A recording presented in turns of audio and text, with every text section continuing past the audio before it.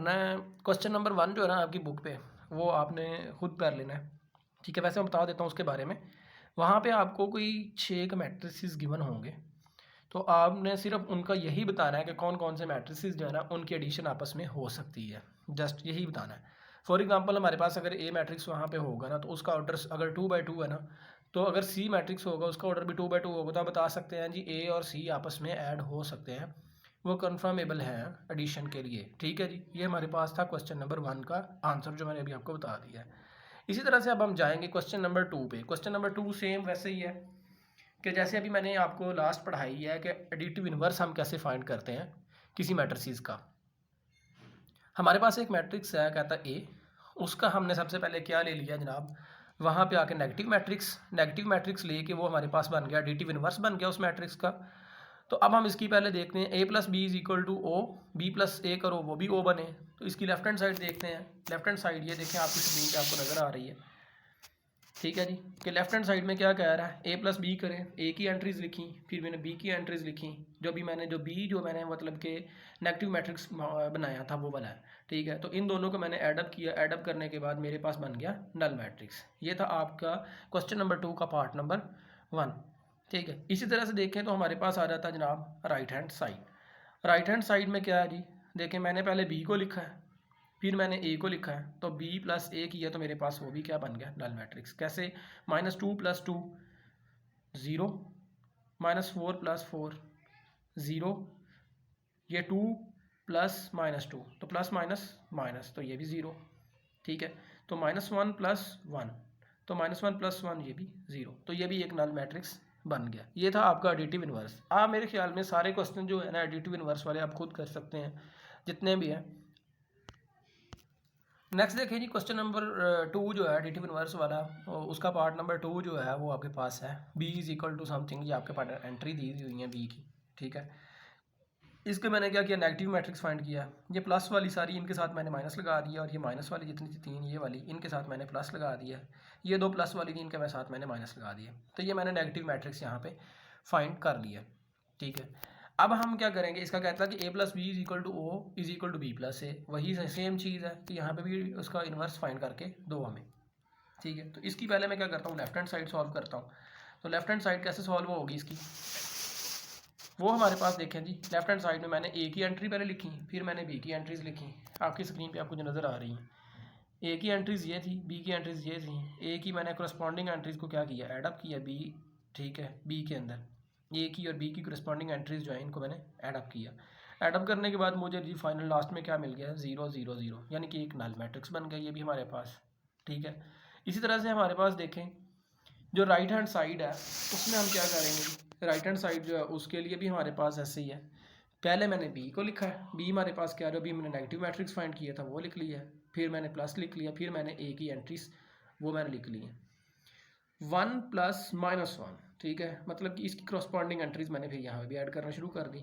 0 + 0, ठीक है, -1 + 1, ठीक है, तो ये मैंने यहाँ पे सारी एंट्रीज मैंने यहाँ पे ऐसे ही लिख ली हैं जो करस्पॉन्डिंग वाली थी।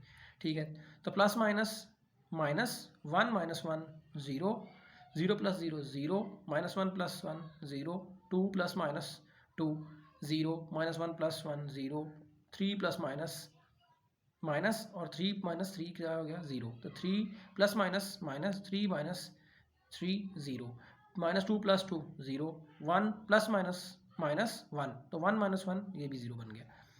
तो ये हमारे पास left hand side right hand side equal आ गई है यहाँ पे भी। जी देखें, अब आपके पास है पार्ट नंबर 3। पार्ट नंबर 3 जो है वो सी इज इक्वल टू दैट 4 - 2 है। ठीक है, ये कॉलम की शक्ल में 4 - 2।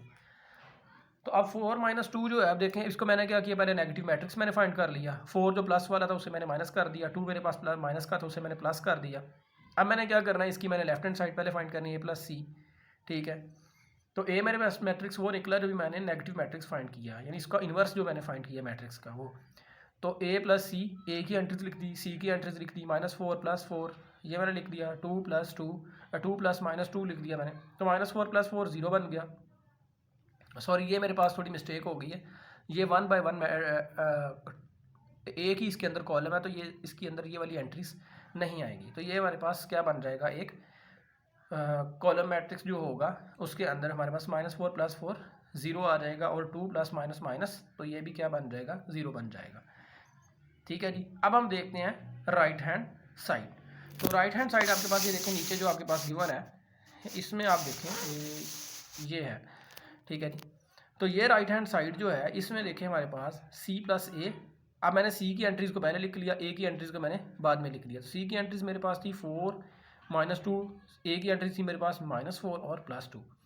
इनको मैंने क्या किया, एडअप किया। सॉरी यहाँ पे भी मेरे पास मैंने फिर मिस्टेक की हुई है, यहाँ पे ये नहीं आ रहा यहाँ पे, क्योंकि ये 4 प्लस माइनस माइनस, तो 4 माइनस 4 0।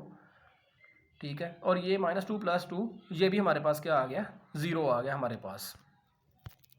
अब हम देखते हैं पार्ट नंबर 4। ठीक है जी। पार्ट नंबर 4 में हमारे पास देखो d is equal to something मैं दी हुई इसकी एंट्रीज।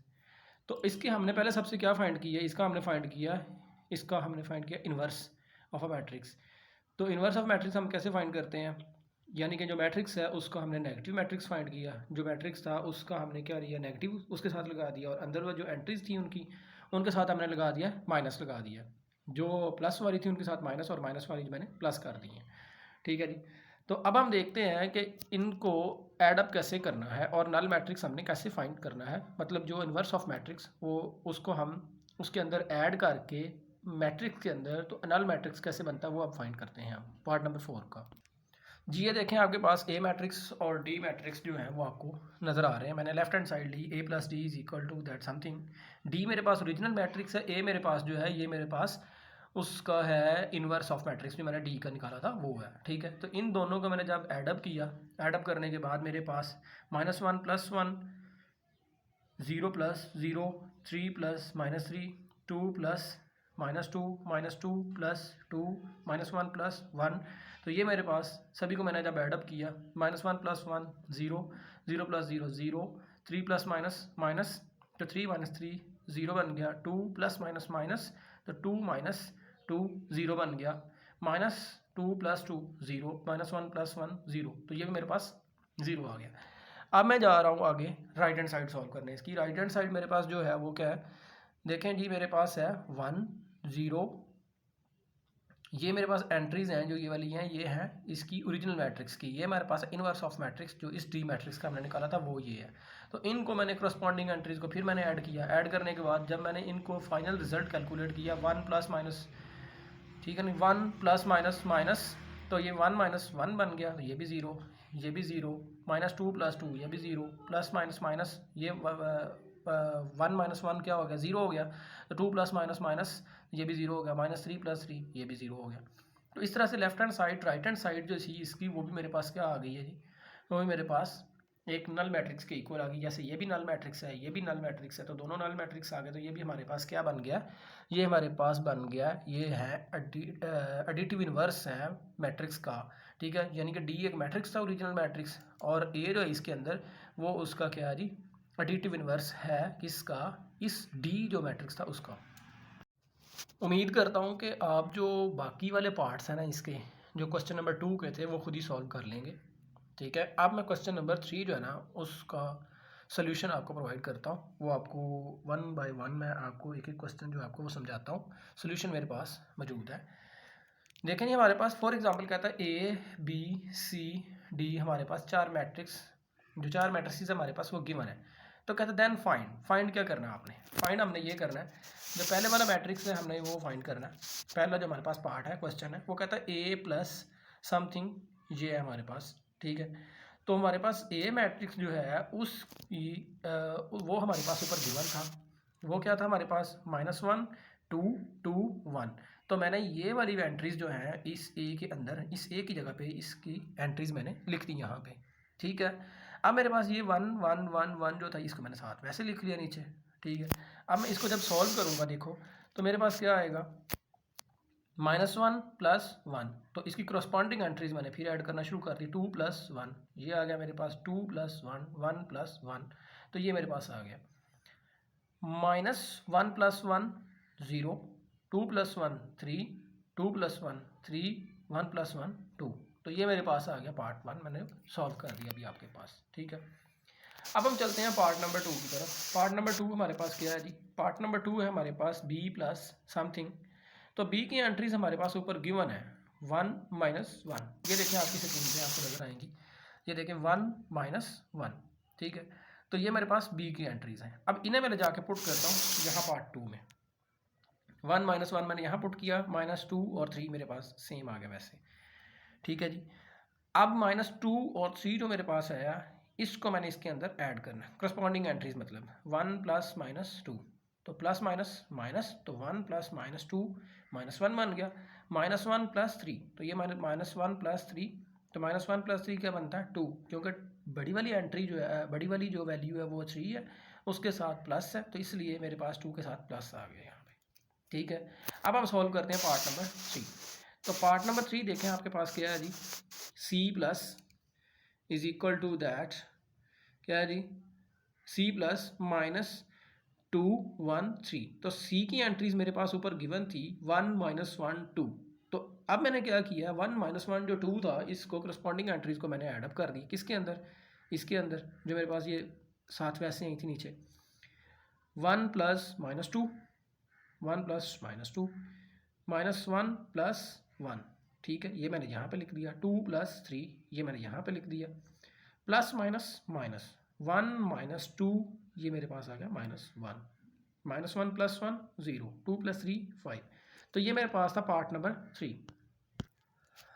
अब देखें जी पार्ट नंबर 4 आपकी स्क्रीन पे जो है, पार्ट नंबर 4 में d प्लस समथिंग, तो d की जगह मैंने d की वैल्यूज़ लिख दी, 1 2 3 -1 0 2, ये मैंने d की वैल्यूज़ यहाँ पे पुट कर दी जो मेरे पास स्टार्ट में दी हुई हैं, आपकी एक्सरसाइज के क्वेश्चन नंबर जो है 3 उसके स्टार्ट में ये दी हुई हैं, ठीक है।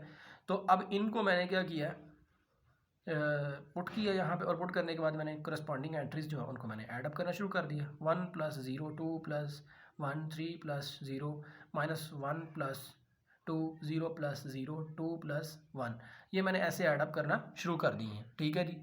अब मेरे पास क्या आ जाता है, मेरे पास आ जाता है कि ये मैंने ऐड जो कर दी थी, इनको मैंने 1 प्लस 0 किया तो 1 बच गया, 2 प्लस 1 किया 3 बन गया, 3 प्लस 0 किया 3 आ गया, -1 प्लस 2 किया तो 1, क्यों, क्योंकि बड़ी वाली वैल्यू 2 थी, 2 में से 1 गया तो 1 बच गया, प्लस का साइन 1 आ गया, 0 प्लस 0 0, 2 प्लस 1 3, ये मेरे पास पार्ट नंबर 4 सॉल्व हो गया, ठीक है। अब पार्ट नंबर 5 देखते हैं और पार्ट नंबर 6 देखते हैं। पार्ट नंबर 5 में क्या है जी, पार्ट नंबर 5 में हमारे पास है 2a, 2 को मैंने एज इट लिख दिया, a की वैल्यूज़ मैंने यहाँ पे पुट कर दी, a की वैल्यूज़ को मैंने क्या किया, 2 के साथ मल्टीप्लाई करवाया, अब 2 मल्टीप्लाई बाय -1 ये मैंने लिखा है, 2 मल्टीप्लाई बाय 2 यहाँ लिखा है, 2 multiply by 2, 2 multiply by 1, 2 multiply by -1 तो -2, 2 multiply by 2 +4, 2 multiply by 2 4, 2 multiply by 1 2। अब पार्ट नंबर 6 जो है उसमें है -1 into B, -1 as it is, B की वैल्यूज़ मैंने एज इट इज़ पुट कर दी उठा के जो मेरे पास गिवन थी, तो -1 को मैंने 1 से मल्टीप्लाई किया तो माइनस प्लस -1, तो माइनस माइनस प्लस, तो ये मेरे पास +1 मेरे पास बच गया।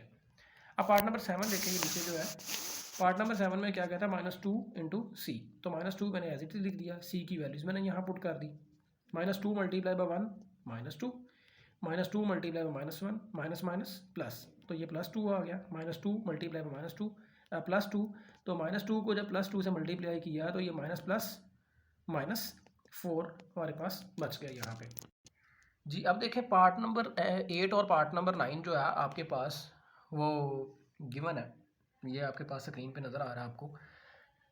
पार्ट नंबर 8 है, उसकी स्टेटमेंट है 3D जी, तो डी मैट्रिक्स की वैल्यू हमने यहाँ पुट की, 3 को मैंने वैसे साथ लिख दिया, डी मैट्रिक्स के अंदर मैंने 3 को 1 से मल्टीप्लाई किया 3 बन गया, 3 को मैंने 2 से मल्टीप्लाई किया 6 बन गया, 3 को मैंने 3 से मल्टीप्लाई किया 9 बन गया, 3 को मल्टीप्लाई मैंने -1 से किया तो -3 बन गया, प्लस माइनस -3, 3 को मैंने 0 से किया तो 0, क्योंकि 0 के साथ जो भी चीज़ मल्टीप्लाई होती है वो 0 हो जाती है, 3 मल्टीप्लाई बाय 2 वो 6 बन गया हमारे पास, ठीक है जी। पार्ट नंबर 9 में आ रहा था हमारे पास कि 3 मैंने ऐसे लिख लिया, सी की मैंने वैल्यूज़ लिखी यहाँ पे, सी की वैल्यूज़ मेरे पास 1 -1 2 था, तो 3 1 मल्टीप्लाई 1 3 प्लस का -1 ये माइनस है, तो प्लस माइनस माइनस, तो मेरे पास आ गया 3 1 ज़ा 3 -3 आ गया, 3 2 ज़ा 6, तो ये मेरे पास 6 बच गया यहाँ पर, ठीक है जी। तो यहाँ तक जो था मैंने क्वेश्चन नंबर 3 आपका सॉल्व किया, एक्सरसाइज नंबर 3 का। मैंने क्वेश्चन नंबर 1 आपको बता दिया था, वो कन्फर्मेबल एडिशन वाला था, ठीक है। और क्वेश्चन नंबर 2 मैंने सॉल्व करवाया आपको इन्वर्स वाला। क्वेश्चन नंबर 3 मैंने भी आपको सॉल्व करवाया। और क्वेश्चन नंबर 4 और क्वेश्चन नंबर 5 जो है उम्मीद करता हूँ आप खुद सॉल्व कर लेंगे, क्योंकि same as it is question थे, ठीक है। मैंने इसलिए नहीं सॉल्व किए क्योंकि आप जब वो मतलब कि समझ आ गई है आपको कि एडिशन कैसे करनी है, सब्ट्रैक्शन कैसे करनी है, तो वो एज इट इज़ ही हो जाने, जैसे मैंने कि कॉम्यूटेटिव लॉ, एसोसिएटिव लॉ मैंने जैसे बता दिए हैं, उनको फॉलो करते हुए आपकी एडिशन और सब्ट्रैक्शन हो जा रही हैं। और आपने इस चीज़ को माइंड में रखना है कि करस्पॉन्डिंग एंट्रीज जो है उनको ही आपने एडअप करना है, करस्पॉन्डिंग एंट्रीज के अलावा आपने एडअप नहीं करना। और एडिशन और सब्ट्रैक्शन जो है वो आपने उसका भी रूल समझ लिया है कि वो तब ही होंगी जब उनके ऑर्डर सेम होंगे, ठीक है। तो ऑर्डर सेम होंगे तो उनकी आपने एडिशन और सब्ट्रैक्शन